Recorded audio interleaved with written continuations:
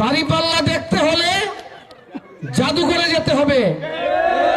যেই মার্কা দুদিন পরে জাদুঘরে চলে যাবে, সেই মার্কায় ভোট দিলে কিভাবে আপনি জান্নাতে যাবেন?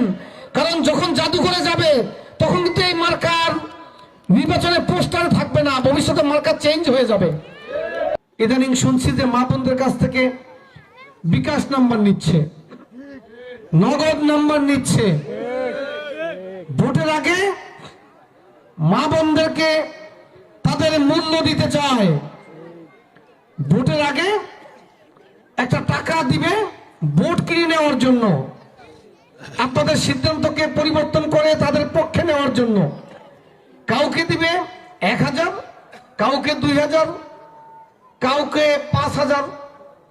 এখন কথা হচ্ছে যে আপনাদের মূল্য কত? প্রিয় মা বোনেরা, আজকে বাসায় গিয়ে চিন্তা করবেন যে আপনার মূল্য কত, কত দামে আপনি ভোট বিক্রি করতে চান,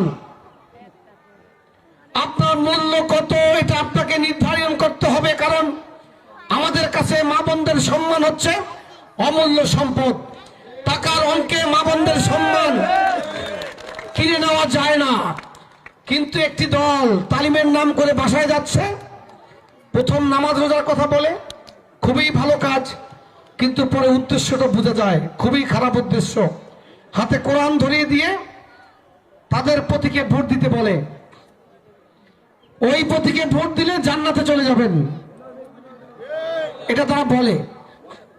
কিন্তু জান্নাতে কে যাবেন কে যাবেন না এরকমের কোনো ভবিষ্যৎবাণী করা আছে?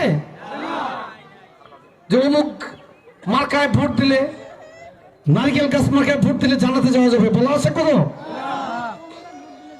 যেই মার্কায় ভোট দিতে বলে কদিন পরে মার্কা দেখতে হলে জাদুঘরে যেতে হবে।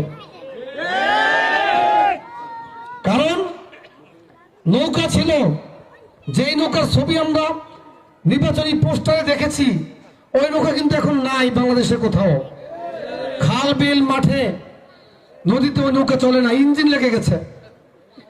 ওই নৌকা দেখতে হলে জাদুঘরে যেতে হবে। লাঙ্গল দেখেছি, লাঙ্গল তো এখন নাই, ট্রাক্টর চলে এসেছে, পাওয়ার টিলার চলে এসেছে। লাঙ্গল দেখতে হলে জাদুঘরে যেতে হবে।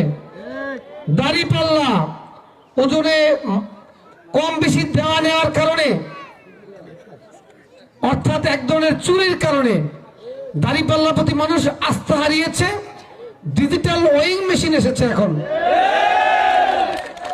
দাড়িপাল্লা দেখতে হলে জাদুঘরে যেতে হবে।